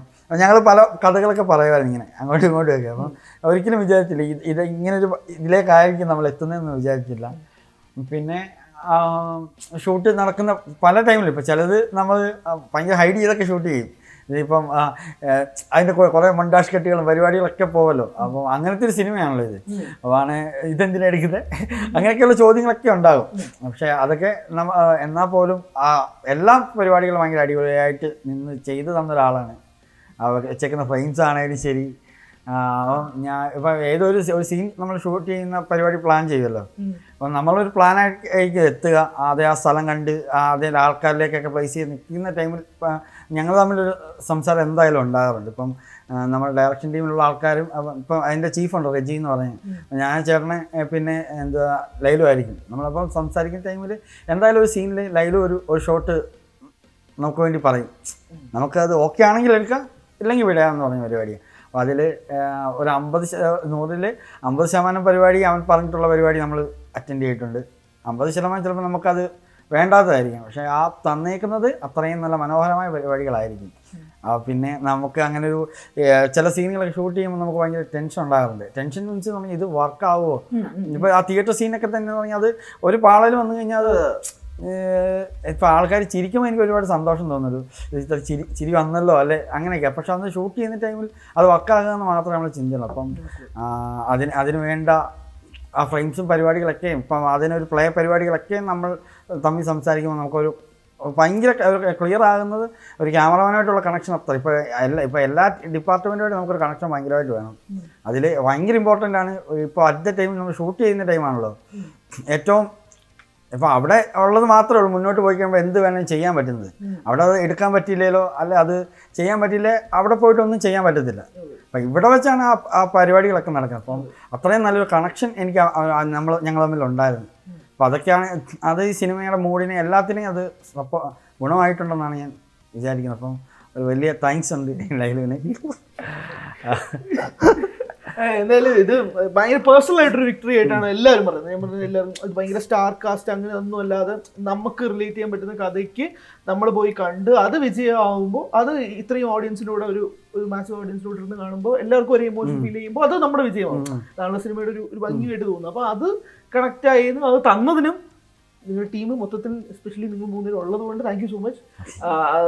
ഒരു വിജയം കണ്ടിന്യൂ ചെയ്യട്ടെ. ഇത് ഞാൻ പറയുന്നത് തുടർന്നും അങ്ങോട്ട് ഇപ്പോഴും ടിക്കറ്റ്സ് പരിപാടികൾ ഭയങ്കര കിട്ടാൻ ബുദ്ധിമുട്ടായിട്ട് നിൽക്കുന്ന ഒരു സാഹചര്യം കൂടിയാണ്. അത് ബുക്ക് മൈ ഷോയിൽ തന്നെ തെളിവായിട്ട് പോയിക്കൊണ്ടിരിക്കുകയാണ്.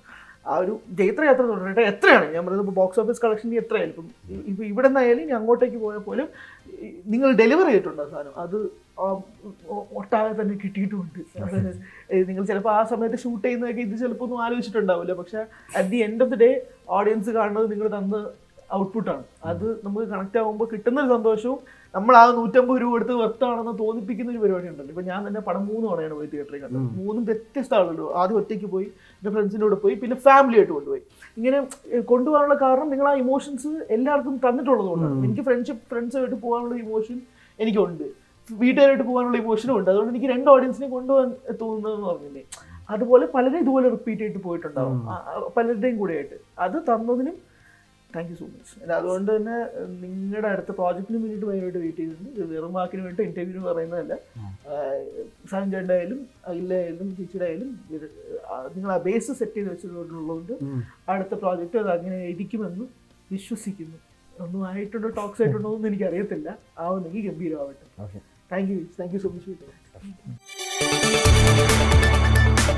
കൂടുതൽ വാർത്തകൾക്ക് News 18 Keralam YouTube channel subscribe ചെയ്യുക.